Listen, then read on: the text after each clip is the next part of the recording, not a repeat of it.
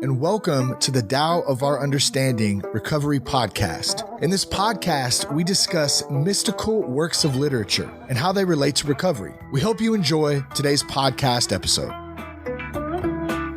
Hello, this is Buddy C. Welcome to the Tao of Our Understanding Recovery Podcast. Today we have Marla and a bunch of guys. You like that, Marla? Bunch of guys, you and a bunch of guys.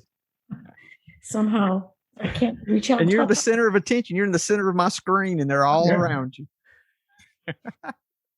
Then we have also with Marla, Chris and Scott. Good to have you, Scott. Scott's new. Mark, Derek, Paul, and Craig. Good to have everyone.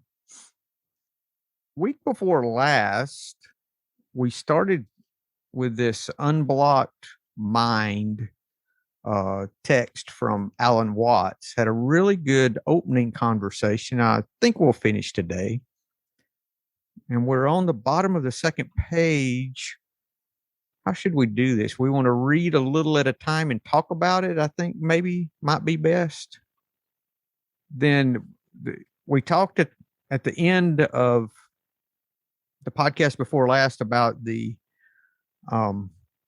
master who they had the water leak, and then they had, the one guy ran out and got the sieve, and the other took his time and thought about it and went and got a bucket. And the master praised the one who brought the sieve because he acted instinctively, right? That's what we concluded from that. So that's kind of the preface for where we're at. Intuition. Yes. And that's kind of the whole thought process here, is learning how to just act intuitively from more than our intellectual knowledge. That's the whole idea. This is where the reading would begin. It says, describing what that idea of intuitive, unblocked mind action, where it doesn't hesitate ever, just as a river doesn't hesitate when it flows, and just when you clap your hands, the sound comes out without hesitation. And when the moon rises and the water doesn't wait to reflect, it's reflected instantly. That instant reflection, it's a kind of resonance, and is what is looked for as a response of the individual to his environment. He does this to the degree that he knows himself to be one with his environment. I wrote out beside that, he does this to the degree of surrender, or the degree of letting go. Because for me, it's still just getting out of the way. Paul, I'm going to put the reading in the chat, because I don't know if you have it, if you got here in time to see it. So it's in the chat. So we're talking about instant reflection here. It's a kind of resonance, and is what is looked for as a response of the individual to his environment. It's intuitive knowing, Marla. I think it's when we just know what to do. No, I get that. Yeah, I think that's it. I think that's what he's moving toward. So it's like sort of being true to yourself? It's in making decisions, and making decision is what he's talking about, is you just do the right thing, or you do the thing you need to do from a place of just knowing, rather than you having to figure out what to do, Chris. Without intellectualizing it. Right, without intellectualizing, I think is what he's talking about. And how do we get to the place to where we can do that? It happens a lot where I have a thought, and you just do whatever you say, I need to do something, and you do it, and it ended up being the right thing to do, that it didn't come from here. It didn't come from your intellectually thinking this was something that needed to be done. You were marking it off your list of things you had to do for the day. It was just something that needed doing, and it was the next thing to do, and you didn't realize it was an intuitive thing. That happens pretty often. Yes, Marla? It's becoming aware of when you're being intuitive. so that Yes. you can then become aware in the future of how to use your intuition wisely. It's awareness, I guess. How about letting your intuition use you? Well, that's scary. I have to think it through. Yeah, it makes you vulnerable, doesn't it? Yeah. Yeah. Yes, Mark. So on your note of surrender there, I was sent a little quote this morning that said there are two ways to be. One is at war with reality, and the other is at peace. And it's a Byron Katie quote, but it seemed to just fall right in line with what you were talking about, and what seems to be the whole letting it happen, the intuition coming at a blink. And I think this is very much like Wu Wei, what we would call effortless effort. I think it's in that same vein. And I was talking to someone about that this morning, and I said, they were concerned with how does willpower work into this, because it looks like if you're just letting go, then what does your will do? And I asked him, I said, well, what did you do about your alcohol? Where does your will play into your relieving your alcohol addiction? I said, it works the same way in everything. So you had to step out of the way and surrender, but that doesn't mean you did nothing to help overcome your addiction. You just did something different. Effortless effort is not no effort. It is still effort. It is just free of self, free of the free of ego, free of self-help, because we found out self-help is no help at all. It's self-sacrifice is a solution. So for me, that's how I get into effort or Wu Wei or effortless effort is I have to turn my thoughts to someone I can help. And then I get in this place of ease that is where it can happen for me, and I can observe it instead of thinking I've got to push and make it happen. And I think this is taking that a step further, really. Any comments? Yeah, this reminds me of a discussion I was having in my noon meeting about willingness. Your comment about the ego, getting rid of the ego, and having to do with willingness. Willingness is the removal of your ego to act in the way you know to be true to yourself. Did that make sense? I'm not sure. Yeah, because Chris, with the will, I mean, you still have a will and you still have to use your will. You just use it for something different now. Mm. It's not that you're free of will. You still have a will. Matter of fact, sometimes this is much more difficult than just doing what I want to do, because this is really dying to self. Really. So it would be much easier a lot of times just to go, do what I want to do. But I know that's not going to give me the solution I'm looking for. It's not going to give me the peace I'm looking for. It's not going to give me the freedom that I'm looking for. But if it's like, our prayer changing from, God help me to God, who can I help? And if I can stay there, then for whatever reason, that satisfies me. When life was all about Buddy, brought no satisfaction at all. It's interesting how, when we're really deep in our alcoholism, we have to make everything. I had to make everything about me. Top priority was how was I going to maintain for the day, and everything else fell behind that. Everything. So I had to become much more selfish than I think I was normally to maintain, because everything else took a second place to that. So, and I think that's the way with this, Chris. We realize that, satisfying ourselves is not the answer, and that has to be surrendered in some way. And I think that's what opens the door, because we fight when we don't see things working out the way we want to. So we have this resistance and we push against everything. and we push, and that push is what keeps us. That push is what keeps us from really being able to even see any of this intuitiveness that we're talking about. Because when it's all about us, we're not awake spiritually to anything that's going on. Comments? Okay. Then the capacity for response increases, and according to the way in which he feels that he is simply at peace with it and not something that is outside of himself, with a barrier around him through which messages have to get through and then decisions have to be made and sent out.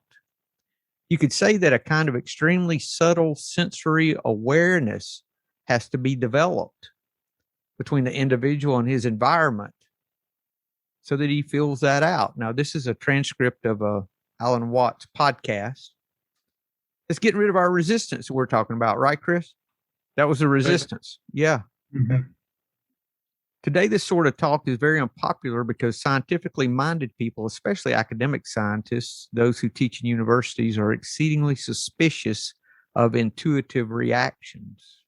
They say, oh, well, you can get into all sorts of trouble that way. But the thing that they neglect to realize is that everybody uses it. Even the most meticulously careful and rigorous scientist uses intuitive judgment after a certain point. Why? Because you may accumulate data forever and you may decide that this is on the whole of taking all things into consideration and perceived as having been worked out, that this is the right thing to do. Why do you decide then? Mostly because time's up and somebody's pressing for a decision, or else you're bored to death with bringing in data because you never know how much data you need to make a certain decision. Therefore, you may go on collecting data, but in the last analysis, you work on a hunch. And so much is actually, in the end, decided by flipping coins. It's like, doesn't that just describe everything? Yeah. You got to think it through. You got to analyze the data. Then it's, which one do you think it is? And then intuitively, you know the answer. Yeah. Speaking, kind of funny though, but speaking, my background is as a scientist. I'm actually, I teach physics and astronomy. And so you would think that most scientists would have some beef with that, but I don't think they would. I think most scientists would recognize that they have an intuition about things, about which way the world works. But at the same time, your intuition then has to be substantiated before other people can be convinced. But I don't think anybody would really deny that intuition isn't a part of the scientific process. It's just not the whole of the process. And I think Alan Watts is also talking, I think, about acting out of our own nature, that our own nature, if we're in touch with it, knows what to do if we get out of the way and don't interfere with that process. Yeah, that's the whole point, isn't it, Scott? I want to interfere, man. I want to get my fingers in there. I will say this. I work in academia. I was on the fence about coming today, and then I read this part. I felt like I had to come to say something about this because it's so true. I'm working on one project where we spent like months tweaking the data, fitting the model. And then sometimes my collaborators will say, I don't think our variables are good enough. And that was like 3 months ago, we were done with those variables. And I'm like, no, we're not going back. But it's so true. Like Alan Watts or whoever wrote this is description that in the end there's a bit of intuitiveness, but good luck publishing a paper is what I was going to say, saying, I feel that hurricanes are more likely to cause this effect or something like that. But the other thing is, it's actually in the next part, but I made a note about when I first read this, I thought there's a bit of intuitiveness at the beginning of the scientific process too. The term hypothesis is where, you start with a hypothesis and then you're kind of going along this process of disproving the hypothesis or seeing if you can. And that hypothesis is, at least for me, usually intuitive. But even if, I was going to say, so with the model not being perfect, if your model comes out to disprove your hypothesis that you know is true intuitively, there's always this sense that the model's not good enough, or the data is not good enough. But like I said, good luck publishing that. Thanks, Derek. And here's his next statement. I'm making the point that our scientists are very suspicious of intuitive judgment, but nevertheless, they all use it in the end. And so this suspicion that science has against intuitive judgment has filtered down to the average person in terms of a mistrust of his own intuitions, of the marvelous analytic powers of his own brain. And so we're always doubting whether we're behaving the right way, doing the right thing, and so on and so forth. And we lack a certain kind of self-confidence. And if you lack self-confidence, you'll make mistakes through sheer bundling. Should be bungling, I think. If you do have self-confidence, you may get away with doing entirely the wrong thing. Comments there? Was that part of what you were talking about, Derek? Do you have another comment, or did you? No, I did. When I read that, I thought of teachers who definitely, when I fall in this category, saying the wrong thing and their students knowing what they mean. But then I also thought I also had this instinct that that's not good. That's not a good thing. That if somebody's doing something confidently and they're doing the wrong thing. You see, I had this thought about that. Well, half of convincing someone you're right is believing that you're right, or more than half. Because if you don't have confidence yourself in what you're doing, folks automatically question you. So that I used to shoot pool when I was 15 in pool halls. My uncle would take me. He said, "Listen, you just walk in and act like you're supposed to be there, and no one will ask you anything." I said, "Okay." So I did, and no one ever said a word. No one asked me to leave ever. Went all kinds of places that I was not supposed to be. But no one said a word, and there was no one else in there my age. But, that's a big part of it is acting like you're doing what you're supposed to do. That self-confidence. That's also ego. Yeah, it is. He's talking about trusting, and I think there's an element of fear that gets in my way with this intuition. Because if I'm letting fear crop in, a lot of times I won't trust my judgment because of fear. I'll be afraid I'm making the wrong decision. So fear is an element of this too for me. Let me read these last two little statements and then we can chat. The first thing to understand is this: in Zen practice, you have to regard yourself as a cloud. Clouds never make mistakes. Have you ever seen a cloud make a mistake? Have you ever seen a misshapen cloud or a bad designed wave? No, they always do the right thing. So do we, because we are natural things just like the clouds and waves. Only we have complicated games which cause us to doubt ourselves. But if we will treat ourselves for a while as a cloud or a wave and realize that you can't make a mistake, whatever you do. Because even if you do something that seems to be totally disastrous, it will all come out in the wash somehow or other. Comments?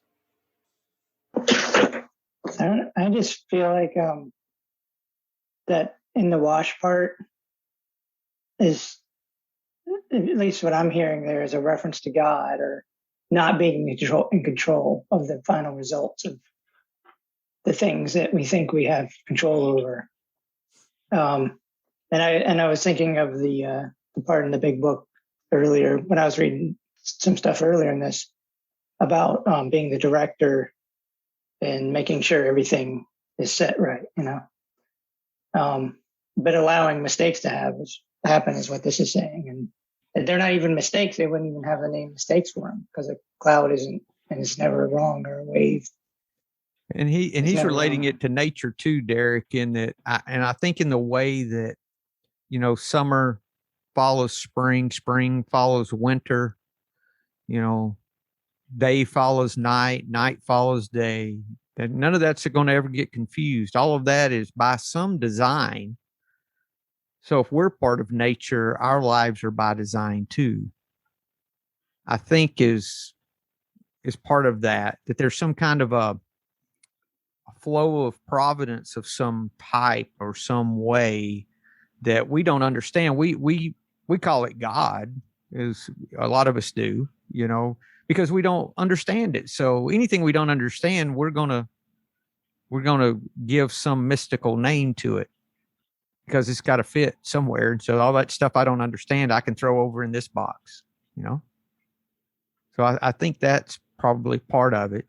Well, the big book talks about this, or are we going to add to the flow of life, to the, let's see, where is that at? I know where that is. I got it wrote. The pack into the stream of life part? Yeah, page 86. Yeah, we can pack into the stream of life. Yes. And then, that kind of goes with Romans 8, where it says that all things work together for good for those that are called according to, God's purposes. So if you took all those things and took the religious aspects out of all of it, that's saying the same thing that Watts is saying, that everything's going to work out if we give it long enough, that there's maybe this flow of life, this ever expanding flow that's happening. You could even talk about it like the Big Bang, even, that everything's expanding and growing and going. And as long as we continue in that direction, it's going to work out. Mark. So yeah, the notion of self-doubt, when I was out of the madness and putting stuff on my body, there was a thought that, hey, this is probably not a good idea, but boom, I go headlong anyway, right? The fact is that my addiction, my alcoholism, all led me to this point now, right? I would not be on this spiritual path were it not for this disease, right? I'm very much grateful for having it, right? Because I'm living such a fulfilled life that I would never have seen before, right? And those things that I did in hindsight, might be able to help another alcoholic come in and see the same kind of things, identify and go, yes, I need this too. I mean, the question is, could we have gotten to where we feel we are spiritually by things being easier for us than what they were? I'm going to say for me, I needed everything that happened, every difficulty got me to where I am now. I never would have even considered any of this, I don't think, if I wouldn't have known how to surrender. I wouldn't have known how to let go if it were not for alcohol. Alcohol taught me how to surrender. Recovery. Yes. Taught you. I'm sorry? It kicked your ass. Alcohol itself kicked your ass. Recovery taught you how to become aware. I think it was alcohol taught me every one of those lessons, Marla. I had to, could it be the second step that says that a power greater than ourselves, we admitted we came to believe that a power greater than ourselves could restore us to sanity. Could it be that that's not God at all? Could it be that is alcohol, that alcohol itself, a power greater than me, restored me to sanity because I had to surrender and do what Watts was talking about? I had to stop fighting. Really, all I had to do was stop fighting. It's interesting. It didn't say we did, all these things. It says we stopped fighting everything, even alcohol. It was in the stopping the fighting that we achieved. It was not in anything else for me. It was me stopping the resistance. And the steps and all the other things just showed me how to not fight anymore. I don't know. I mean, that's That's not a common way to look at that. Most people attribute the second step to their higher powers and a God of some kind. But maybe every time we have relief is whatever, all these things are greater than I am. Everything is around. Everything I have issue with that I want to fight is greater than me. Always. I can't control. So my surrender to whatever that is the paradox that we learn, that we surrender to win. That the weaker I get, the stronger I become. All those ways we say the same thing over and over. It's get out of the way and, well, watch it happen. Like we were talking about our breath earlier in meditation before the podcast. That might be the roundabout back, would be the breath in the way we talked about observing the breath. Scott, I don't know if you've been listening to the podcast, but it seems a lot of times we'll start talking about something, and when we get on toward the end of the podcast, we'll revisit whatever it was as if we planned it. It happens all the time. Well, you did plan it. No, I didn't plan that. But it happens all the time. It happens in conversations. It happens with sponsees. It happens in the it happens everywhere. It's amazing when it happens. Like we orchestrated the whole thing, and it just doesn't happen that way. Well, Jung called those synchronicities, right? Yes, that's exactly what we're talking about too, Scott, or the synchronicities. Just another name for it. Other comments, guys? One of the things. Oh, go ahead. No, go ahead, Chris. No, yeah. One of the things that occurred to me when Alan Watts was talking about, in a way, how it doesn't matter that things will come out in the wash, reminded me of one of the promises that no matter how far down the scale I've gone, I'll know how my experience can benefit others. And that, for me, is one way in which it all comes out in the wash. But it certainly wasn't fun at the time. Right. You mean by you sharing your strength and experience, that in turn, yeah, I'm sorry, I'm having a senior moment. Forgot the question I was going to ask you. One thing that it does is it helps me to reinterpret my own experience so that I can now see that experience, instead of being just in a totally negative light, it can now be helpful to myself and to other people. That therein lies how we all work together. It's like, I need to hear what your positivity and your good stuff. I've heard some amazing things that are life-changing today.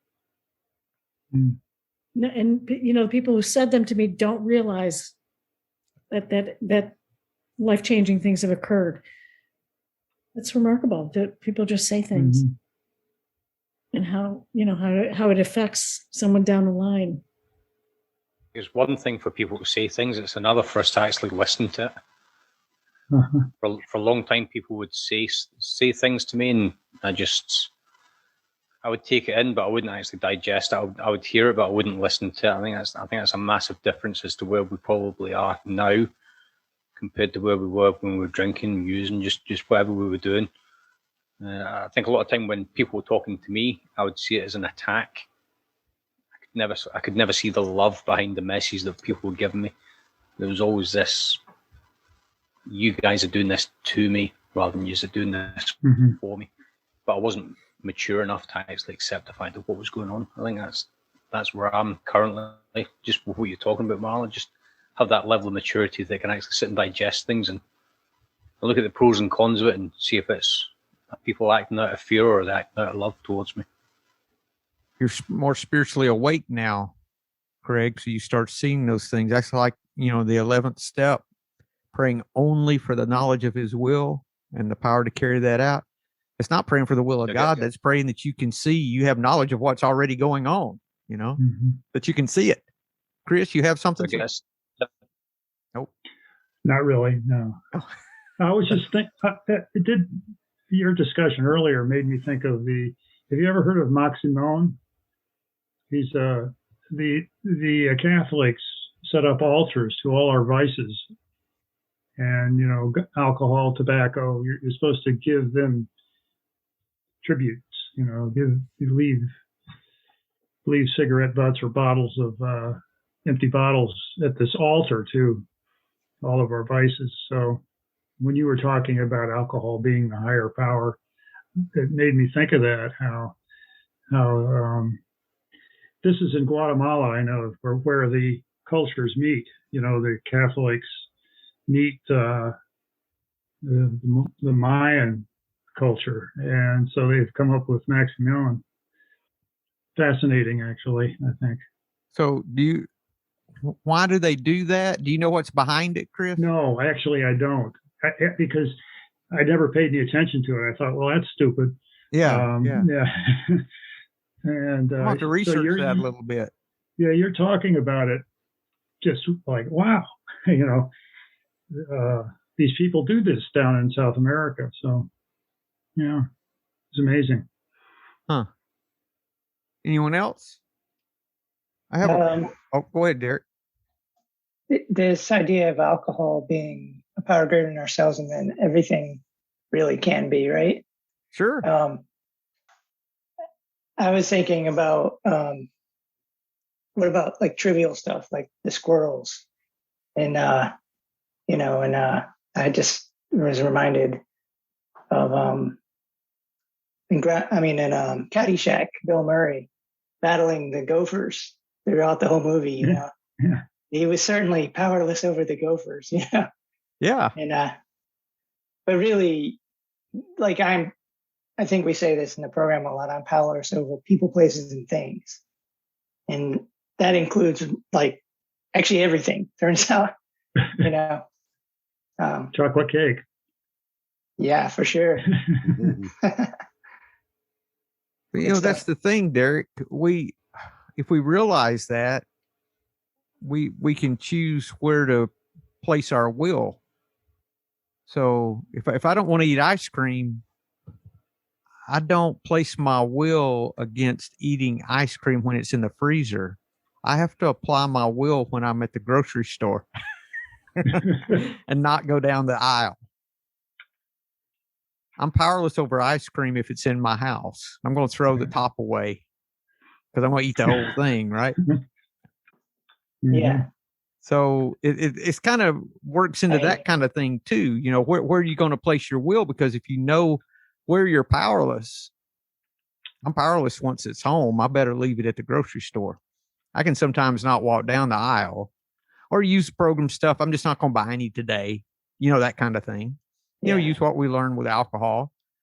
Yeah. I've gone as far as to pray for other people I knew that had problems with that too. I've applied that before, you know, if I really was, you know, serious about it.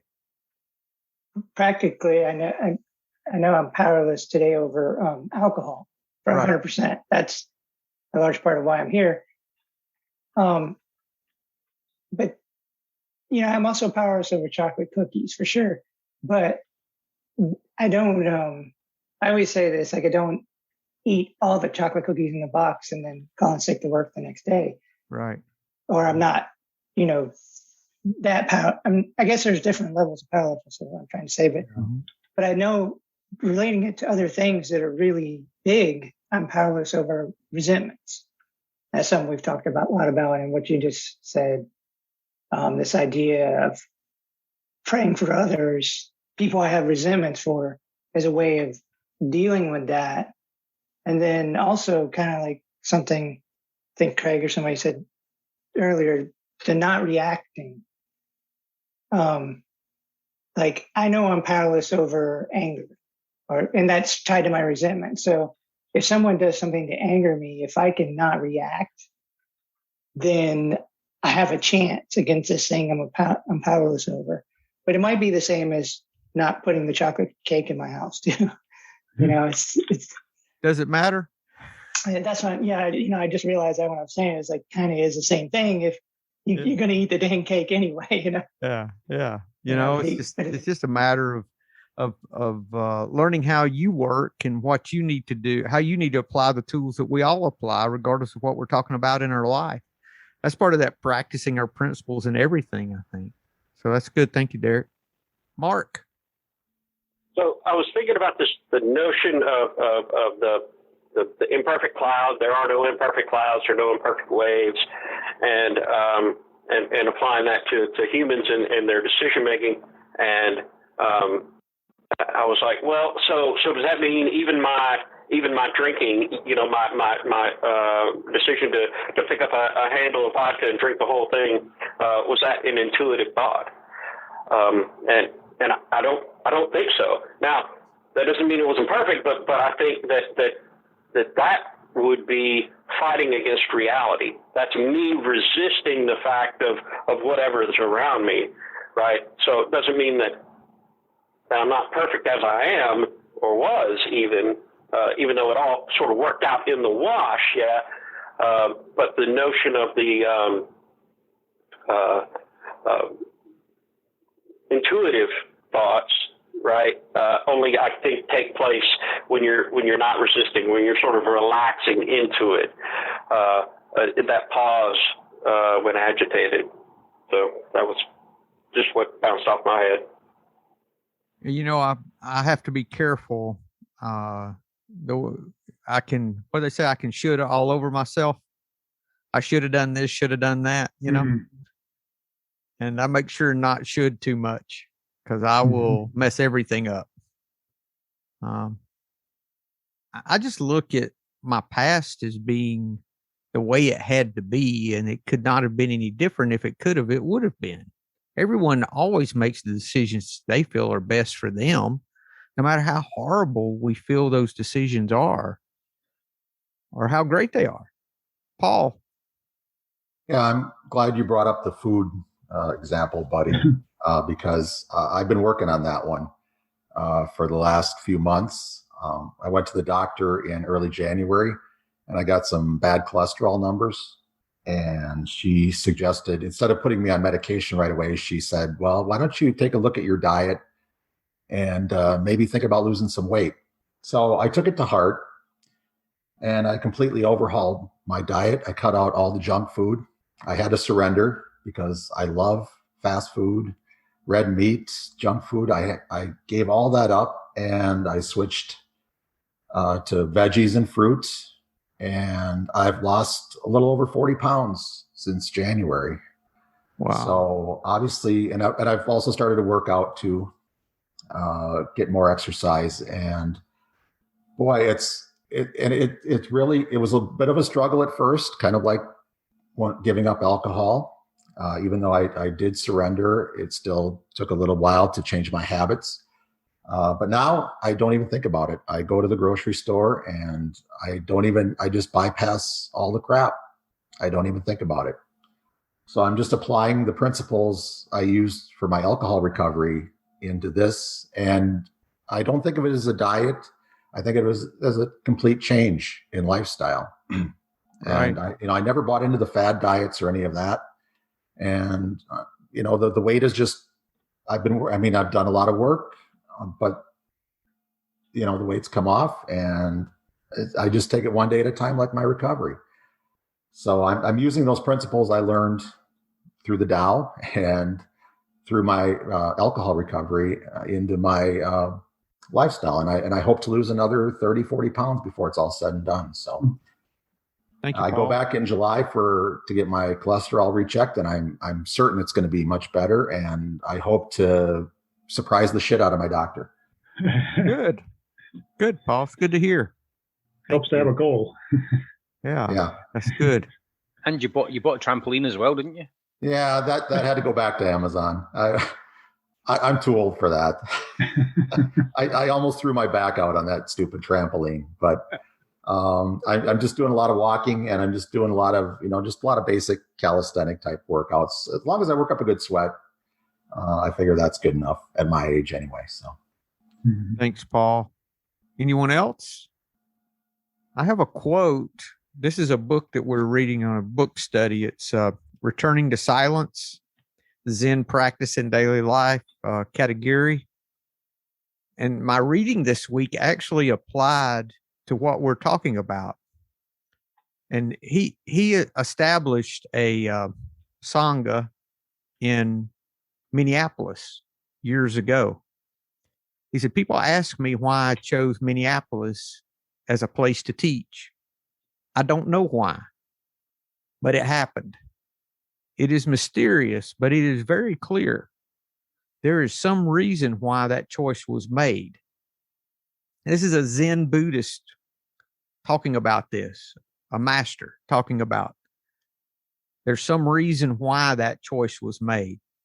We don't know why, because the original nature of our life is functioning very quickly at super speed.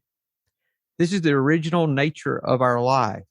Very naturally, what we have to do is just practice day by day, just function. That is all we have to do. And then something comes up. It's not by chance. It is very clear, but our intellectual sense cannot reach it. All we have to do is let the flower of our life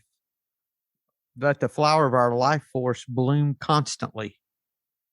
This is the function of the molecules of water. This is what is called mysticism in Buddhism. We don't know what it is, but this mysticism accepts all things as being clear. He thought things worked out like they should too. You wouldn't hear a Buddhist say that, oh, no, it's, I'm like, the teachers I'm listening to say that. That's interesting. It's interesting. It is very interesting that things happen as they should. If it's wise words to live by, that everything's happening as it should be. And we need to be like water and just flow with it, go with the flow. Mm-hmm. Not fight it. Marla, my problem is not in what's happening. My problem is in fighting what's happening, Right. Most of my problem is the fight. Water it's not about what's actually happening. Be like water. Yeah. So the thing is, with the water analogy, I think of whitewater canoeing. And here we are, we're all going down this river with all these boulders in the way. But are they in the way, Chris? Really? Well, that's sort of what I was getting to. They create eddies, but you have to be, you have to know how to read the water in order to do it. Hey, Chris, how about this too? They would not be whitewater rafting there if there were no boulders in the water. That's very true too. That's true. Yeah. Thank you. That's good stuff. Huh.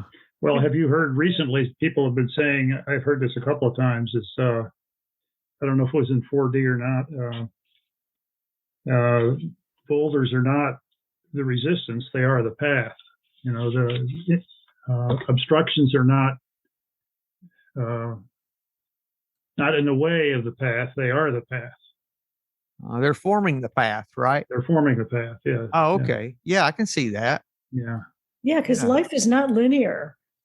It's like, well, that's the Taoist thought that every step is on the path. Yes. Yeah. Same thing. Yeah. Derek, you okay down there? Yeah, no, I just was thinking about no, never mind. Your head was exploding. I could tell you were. Yeah. Yeah, because I was thinking about being on a path that you think you don't want to be on or something like that. Right. That's clearly that's a bad thing. Bad that you don't accept your path, or bad that you're on the path? That you don't accept the path. Yeah. Huh. Therein lies your suffering.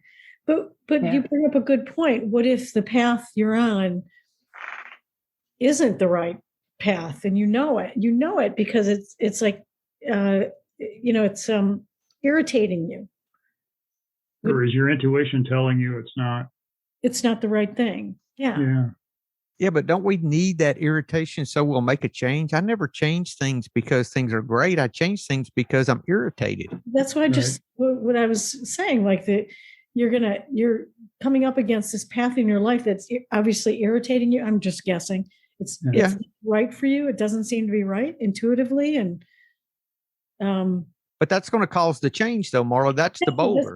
That's the boulder. I mean, it's like, that's your boulder. That's going to help. That's the impetus for making the change and going maybe down another path.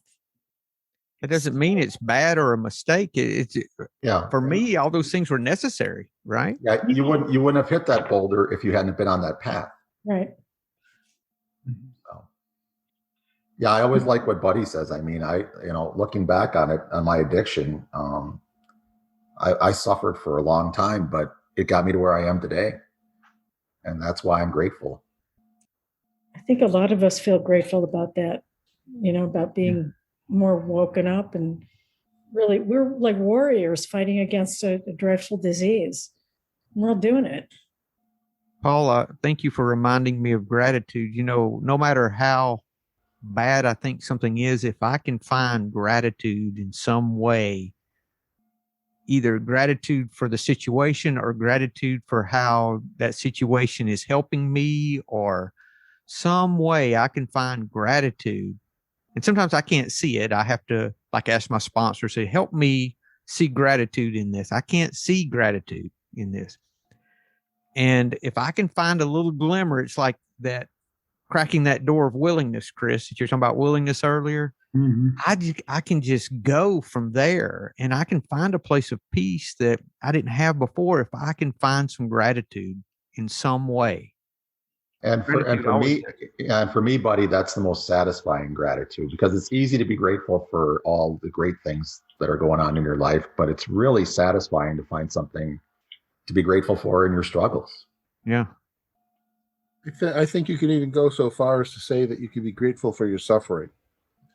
That You can say that. I'm reminded, one of the types of meditation I do is a standing meditation, and your body fatigues and it gets to hurt to do this type of meditation. And the way that you deal with the pain is not to fight it, but to relax into it. And one thing that helps me is to be grateful for the pain, giving me the resistance that I need to grow stronger and to continue improving. And the other thought that occurred to me is that, we talk about how things unfold as they're supposed to.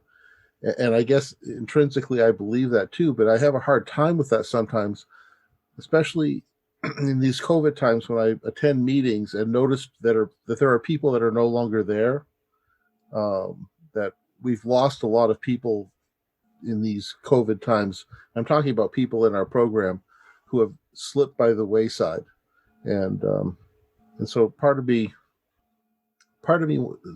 can't help but wonder if there's maybe a harder side to that too. And that for me brings out some sort of feeling of compassion for them. Mm-hmm. Thank you, Scott. Thank you, sir. Glad you're here today, sir. You've been more beneficial than some of our Craig, some of our regulars, I'm sorry, Craig. I got to pick on you, man. Yeah. He has not been picked on yet today, so it's time. Oh, I got it. There he comes. I've been too busy typing in the chat. I didn't even notice you were doing that, Craig. I need to look at that. Thank you.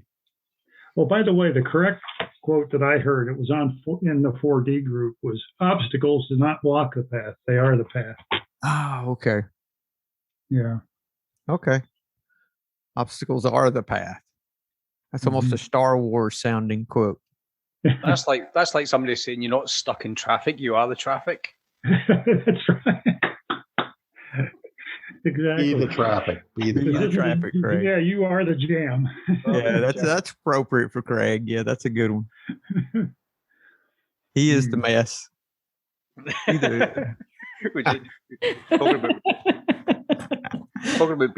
Talking about the boulders in your path.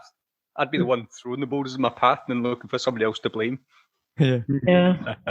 I'm really glad that I didn't know you then. I would not have liked you very well. And now that you're like you are, I like you a lot. So a big improvement. Glad you're sober. I would have liked you even less, right? I would have liked you less. You're not the kind of person I would have hung out with.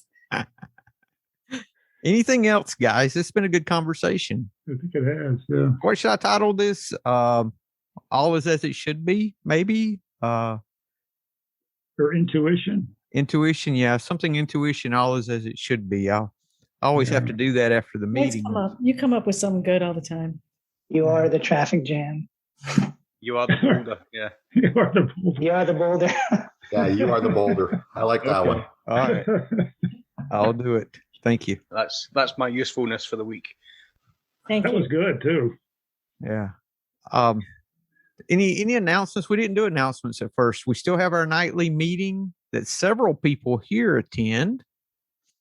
9 p.m. Eastern. The link will be in the chat. We also have all of the Soto Zen links. There's a meditation teaching that's not in the chat, in the episode notes. Have all those links. A couple of helpful Google calendars that I share that you might want to take a look at. Where do we find it? All of that's in the episode notes, Marla. In the notes. Pull up Never the go back and episode. listen. Just open it up one time in iTunes and you'll see all of that in the notes. I promise. I will. Okay. Anything Well, else, guys? Before we close?